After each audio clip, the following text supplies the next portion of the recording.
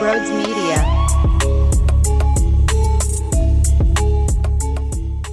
What is going on, everybody? Welcome on in to Sports Talk with Broads. Obviously, that was an extremely important game to win. I'm not healed yet, though. Whatever happened in Game 4, you could tell me to get over it. You could say I have to have faith in my team. You could say I'm overreacting. But I can't hide from my feelings. That was tragic to me. And the way I'd explain it is, imagine if you were in a relationship and you found out your significant other cheated on you. So you are heartbroken, but you decide you want to give it another shot. You decide you're willing to work this out, and you know it takes time to get over what they did to you. One dinner won't be enough for you to fully feel comfortable again. It takes time. Over time, you will feel that trust again, and you have to rework things out. That's where I am with the Phillies. I am in the process of reworking my relationship with the Phillies back out. It just is what it is. So they need to finish the job on Monday night with Aaron Nola, and I expect them to. I'm not surprised by Zach Wheeler. I actually had faith in Zach Wheeler. His stats speak for itself. His domination in the postseason with the Phillies uniform on is ridiculous.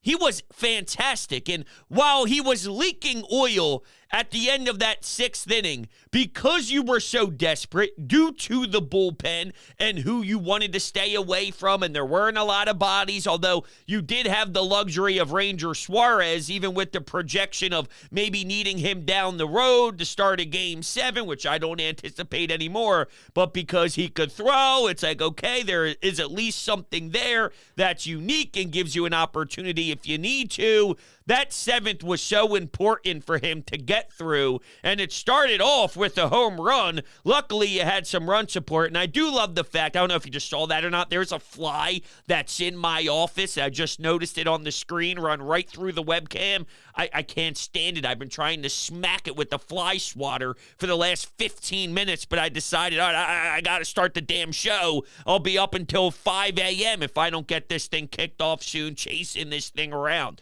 But with this team, there was a ton of pressure on them.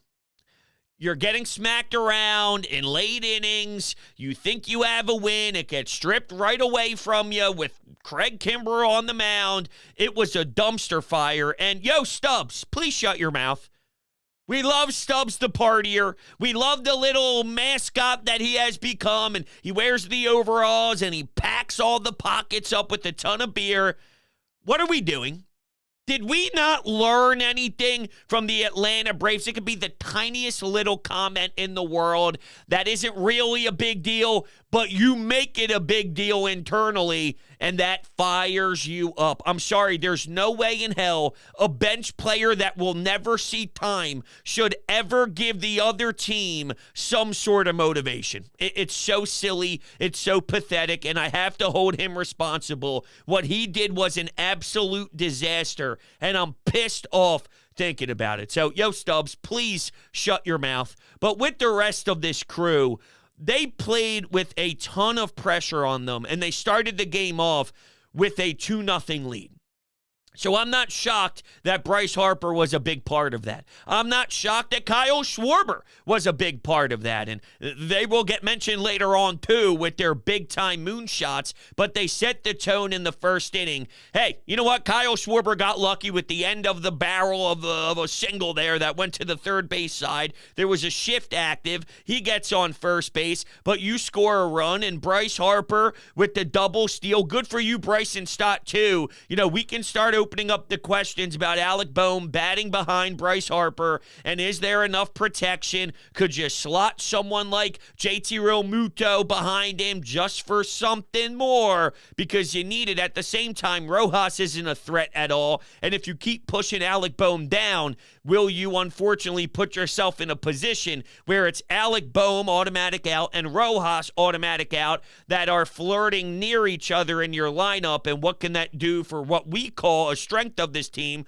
the depth in their in their ridiculous batting order, are you shrinking that? So now you're only worried about the Phillies' top 6 instead of having Nick at 7 and all of that. So, look, are they frustrated a little bit because the ball probably should have been flying more out in Arizona, and a couple of those deep shots went to center field, and Nick Castellanos might have had a home run in different ballparks and this and that? Maybe, but they're dealing with the same exact thing too. It's not like you're the only one playing in this ballpark. Rojas out in center field makes a nice grab, and it is what it is. Everyone's playing with the same circumstance, and the Phils were able to do the 2-0 thing super early and give Zach Wheeler some cushion. Not that he really needed it. It doesn't matter. The guy just shoves. 7 innings pitched, 6 hits, 1 earned run, 1 walk batter, 8 Ks.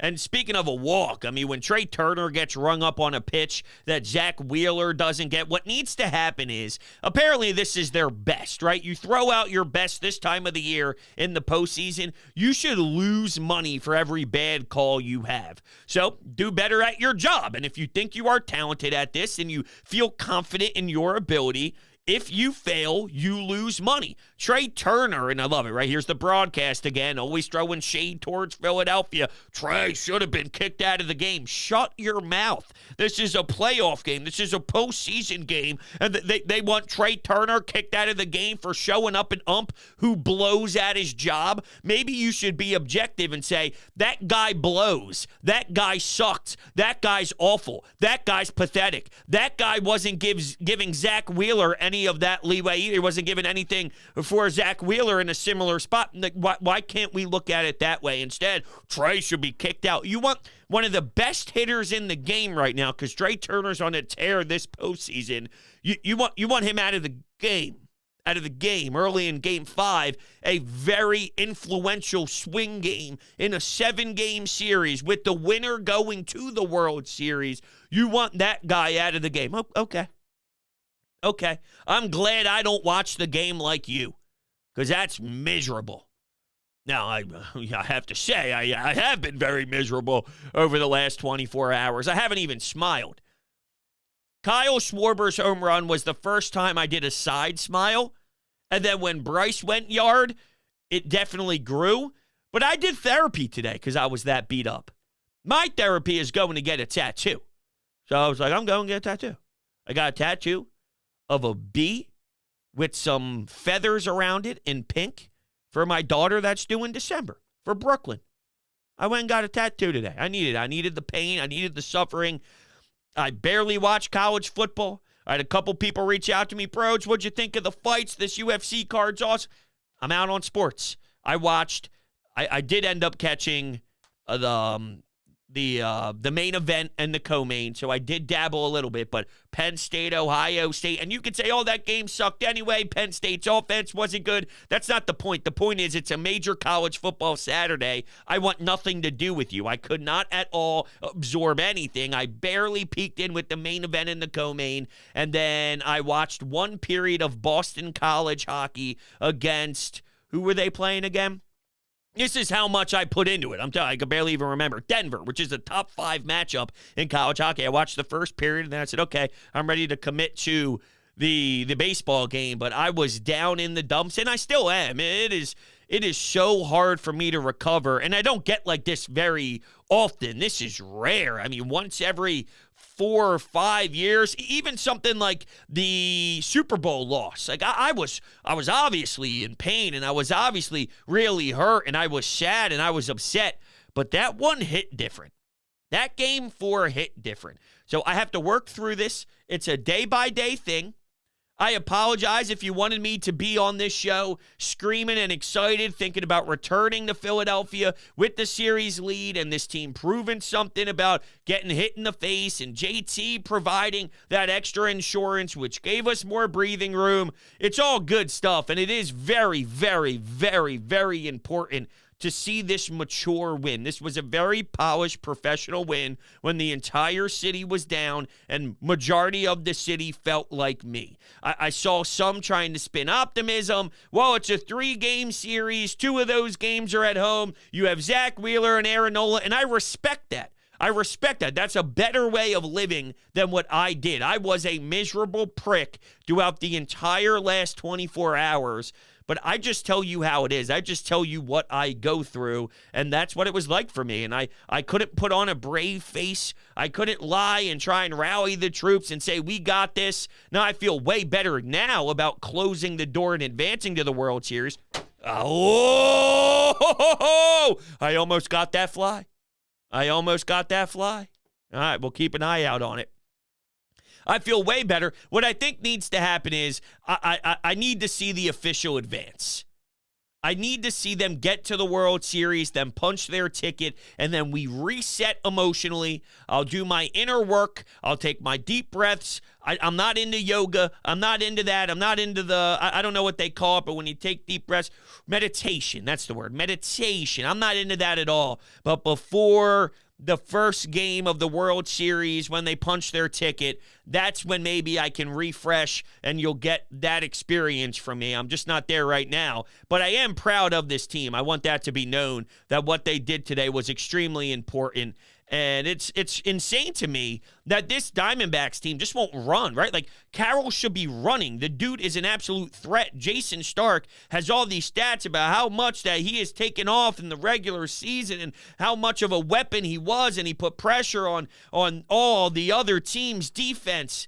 Well, what's he afraid of? Is it JT Realmuto? And even if that is the case, right, because everyone is aware of the cannon that JT has, the pop time, the arm to get down to second base, you have to be what got you here. You have to establish a little bit of your personality and recognize that you won 86, 87 games, whatever they finished off with, for a reason. Part of that is your brand was cause havoc.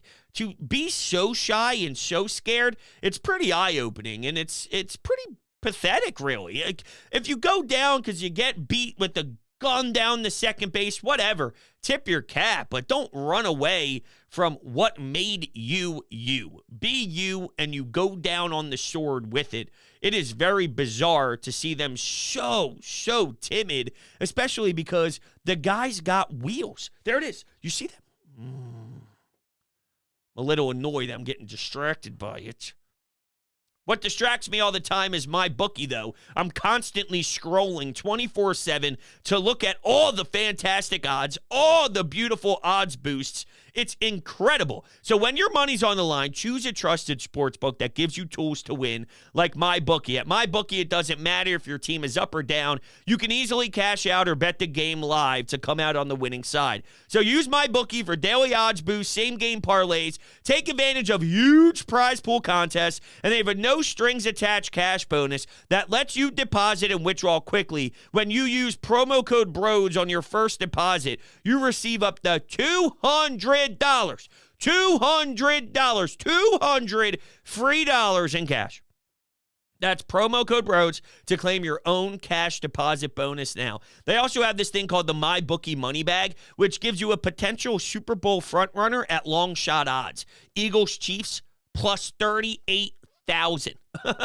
You won't find odds like that anywhere else. Bet anything, anytime, anywhere, only on MyBookie. The link down below to click will bring you right to the sign-up page with my promo code. You don't want to miss out on that deposit bonus. And Game 6 at the bank, people will be juiced. Aaron Nola on the mound. I have faith in him to shove.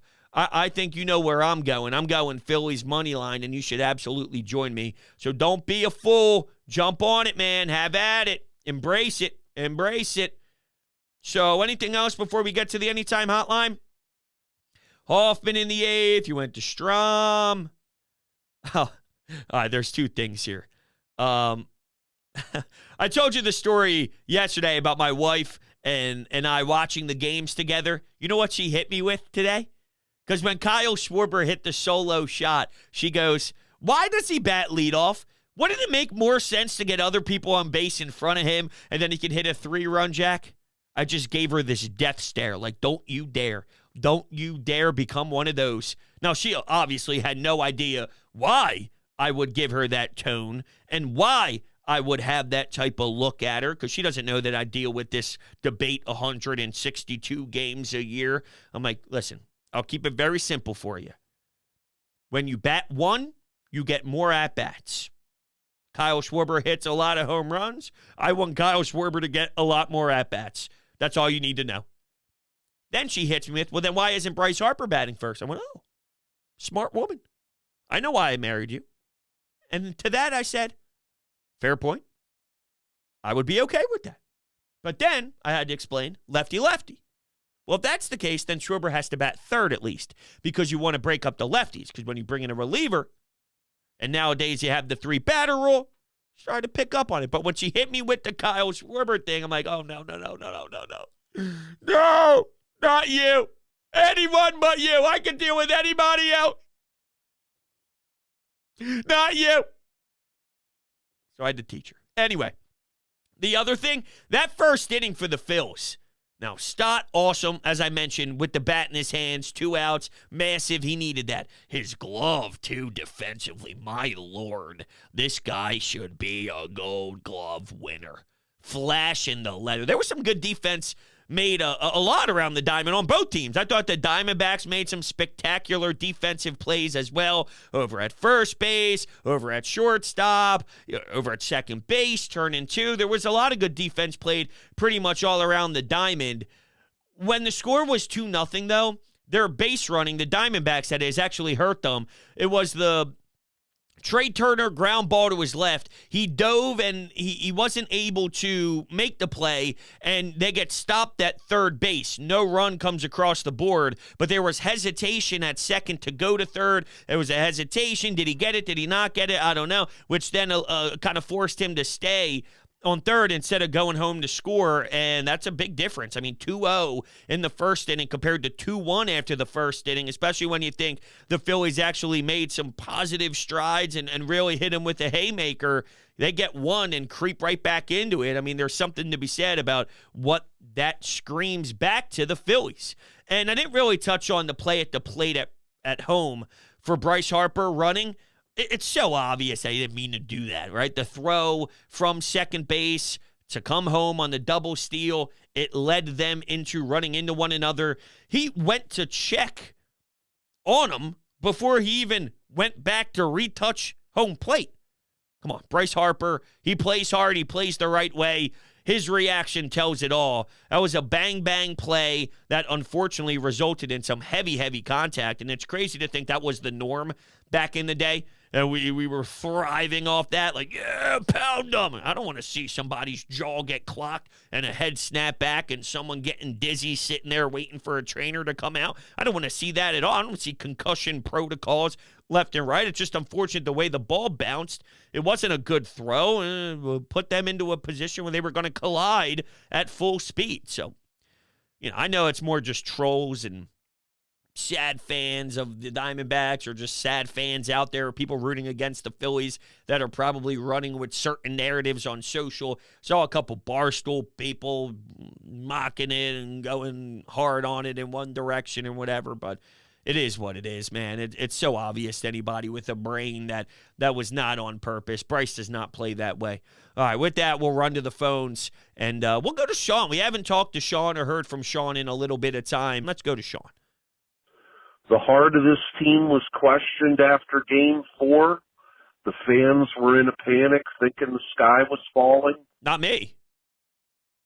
Well, the Phillies showed you some guts tonight. I mean, they took it away from Arizona from the jump. Wheeler did exactly what the ace of the staff is supposed to do, pound the strike zone early and establish control, and the big bats came to life. I said Bryce Harper, who was way too quiet coming into this game, had to be assertive, and he was tonight.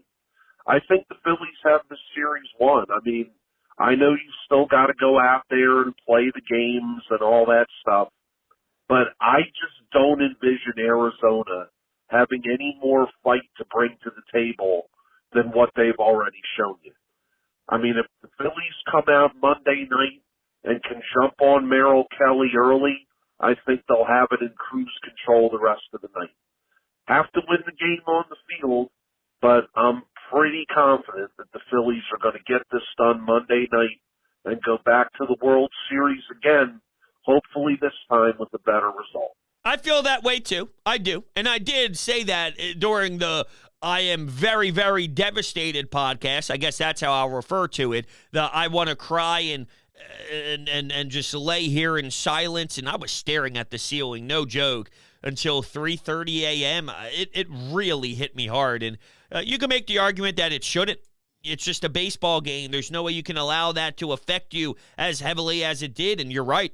I don't even have a disagreement on that. You're absolutely right. This was almost an eye-opening experience that there's no way you can allow your life to be sort of being revolved around the win or a loss like that. I'm with you. I'm with it. Trust me. I don't want it to be like that. That was pretty nuts. But you said a word that I love. You went with guts. It was a gutsy performance. And Wheeler, he shines, man. This is what Zach Wheeler is all about so far in the postseason since signing that big contract, and we haven't seen anything like this. His whip continues to amaze you. He's been fantastic, and it is interesting that you lose the game with Ranger Suarez, where that was the clear advantage in this series with the makeup of, okay, let's look at both starters, and in theory, Gallen and Kelly versus Wheeler and Nola. Can they go toe-to-toe with one another? We're learning pretty quickly the answer to that is no, and I didn't even think the answer was yes at all. I'm just giving you the national attention, and okay, let's break this thing down.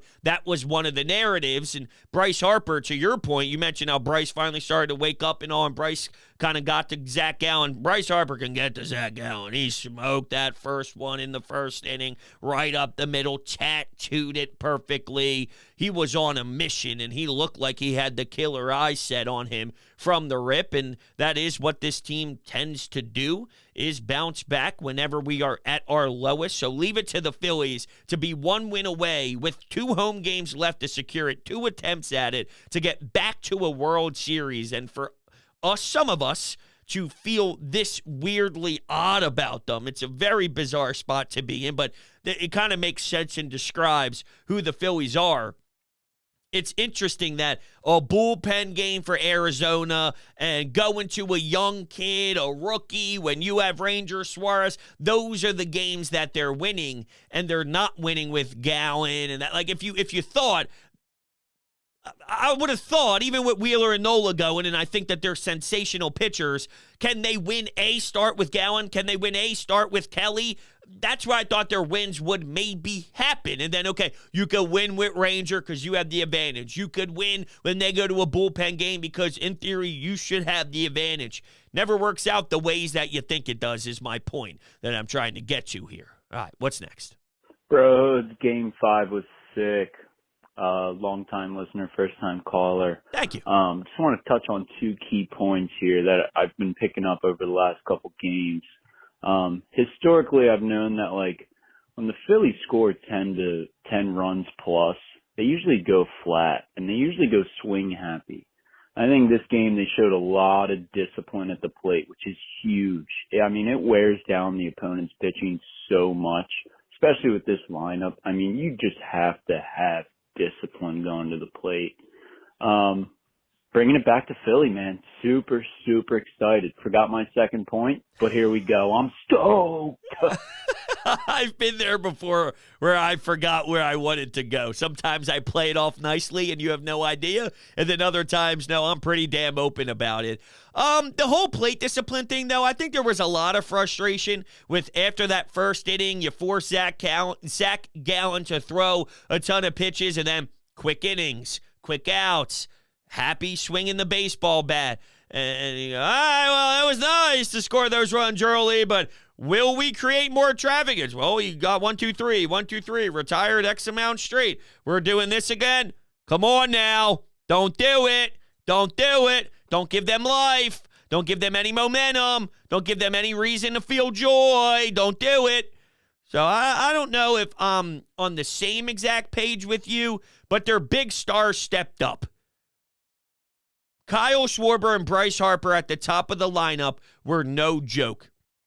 Those 2 home runs were so incredibly wow for me. Just in regards to morale and how I felt watching the game on my couch. The 3-0 bomb, awesome. Bryce Harper does it too, even a bigger, deep breath. It felt like enough. It did, even for this bullpen, even with how much the usage rate has become. And can you go to this guy who's available? What can we do? I can't believe I saw Michael Lorenzen even warming up. Right now with your pen, the guys who I have the most faith in is Alvarado. It's Hoffman. That's probably my one and my two.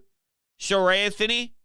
I'll go Matt Strahm, and you could even ask Matt Strahm to eat a couple innings, too. He could be a 2-inning guy, which is a nice luxury to have and a nice piece to have in your pen if need be for whatever reason, if you are in a pinch, if you are in a position. I think you can get creative with Ranger Suarez. Now, it matters on how a series plays out, where you are, the desperation level, if he needs to start a game, all that stuff.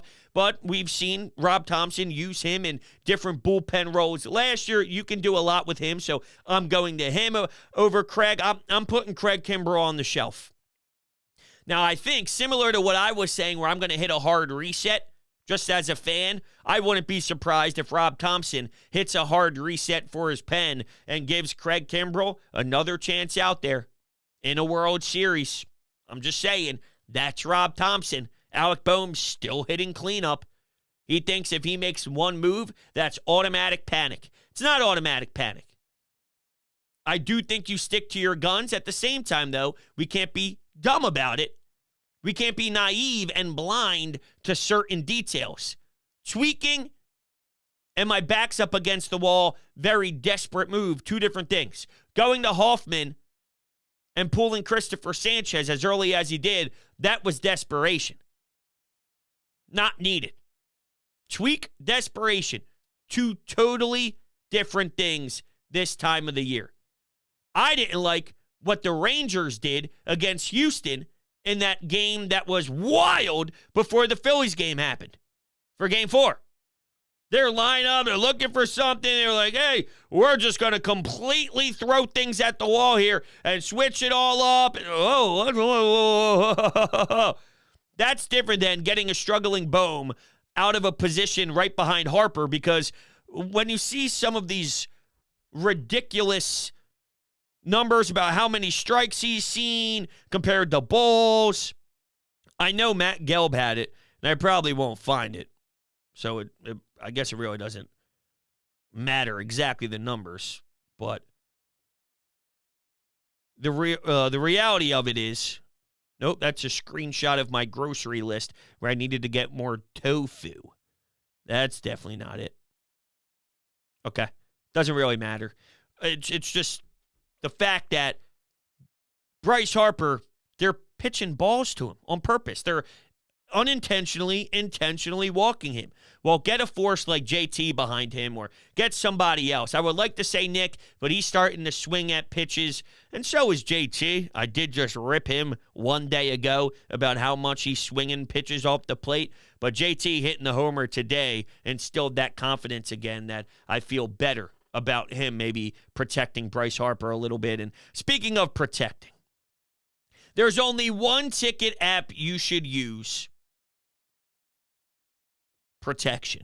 How's that for a segue? All right, TickPick is the easiest, the best, the cleanest, the smoothest operation when buying tickets to go to events. You got the Flyers, you got the Sixers, you have Phillies home games right here in your backyard for a chance to go to the World Series. And if you use promo code BRODES on TickPick, the link is down below in the description. You have to click that link to get yourself there. You get $10 off of your purchase, and the best thing about TickPick is their best price guarantee. Their ticket prices will be any of the major competing marketplaces. We're so confident we've guaranteed it. If you find the same seats elsewhere at a better price than TickPick, we'll give you 110% of the price difference in the form of TickPick credit, and also the upfront pricing. No more doing the math in your head to prepare for how much extra you plan on spending on top of the listed price. The price you see on TickPick is the price you pay at checkout. Period. You have to utilize TickPick when I'm telling you it has been the best the best experience I have had when buying tickets to go to events, concerts too. It's not just sporting events, so check it all out. Make sure you do it. It will help out tremendously, and it'll help you out more importantly than anything else. It gets you some money off. It's a no-brainer. So I appreciate all you guys hanging out with me tonight. It was a very good win, very big win, much-needed win. I feel better. I'm not fully healed yet. It's a step in the right direction, and I'm happier today than I was yesterday, and that's how I'm approaching this. We'll see what happens tomorrow. We got the Birds, and then we got a Monday night game. Not sure of the time yet. It all depends on what happens in the ALCS, but I hope it's 5, even though I'm hoping for an Astro series win because I want home field and I want another crack at them. But Altuve's a juggernaut. Man, what a clutch bomb that was, huh? Crazy. All right, I love you guys to death. Appreciate it. See you on the next one.